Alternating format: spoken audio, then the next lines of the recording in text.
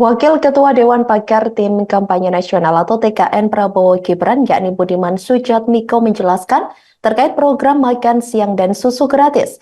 Pihaknya mengatakan program makan siang dan susu gratis diperkirakan bakal menghabiskan anggaran 120 triliun rupiah dalam tahun pertama atau tahun 2025 pemerintahan Prabowo Gibran.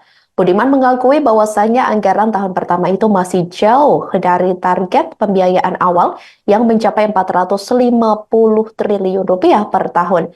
Nantinya, anggaran tersebut akan terus meningkat hingga bisa terrealisasi penuh pada tahun 2029.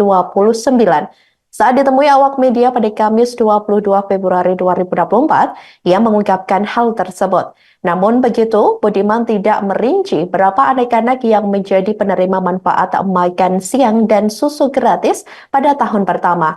Hal yang pasti dikatakan olehnya program ini nantinya tidak hanya mengandalkan APBN saja, hal itu agar program ini lebih berdampak secara pertumbuhan dan kemandirian ekonomi nasional. Dijelaskan oleh Budiman, Saudara Prabowo dan Gibran juga telah merencanakan program ini akan dibangun dengan format kolaborasi para pemangku kepentingan di sektor industri pangan nasional.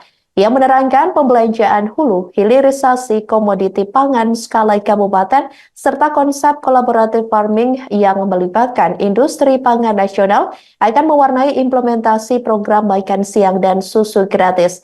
Diperkirakan sekitar 10.000 desa dari total 74.961 desa bisa dilibatkan memproduksi padi untuk memenuhi kebutuhan program tersebut.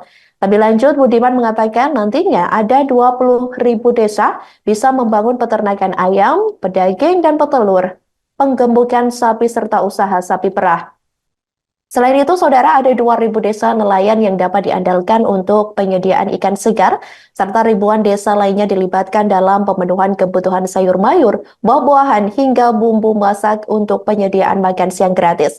Di sisi lain, BUMDes atau Badan Usaha Milik Desa, UMKM, dan Koperasi akan dikonsolidasikan untuk menyusun rantai pasok khusus penyediaan kebutuhan bahan pangan program tersebut. Sementara itu, industri besar pangan nasional bisa berperan untuk mendorong peningkatan kualitas, produktivitas, serta penerapan teknologi pertanian, sehingga production spillover yang dihasilkan dapat dinikmati oleh industri pangan tersebut secara efektif dan efisien. Kemudian menurutnya dengan pendekatan ini, Budiman memperkirakan nantinya akan terjadi penghematan hingga 40-50% dari kebutuhan pembiayaan program dari sumber APBN jika hanya melakukan pembelanjaan hilir. Sehingga alokasi APBN yang dibutuhkan pada tahun pertama pelaksanaan program ini diperkirakan sekitar 50-60 triliun rupiah saja. Angka kebutuhan APBN sebesar itu tentu dapat dialokasikan oleh pemerintahan Prabowo Gibran dengan relatif mudah melalui efisiensi anggaran dan peningkatan penerimaan negara. Download Tribun X sekarang, menghadirkan lokal menjadi Indonesia.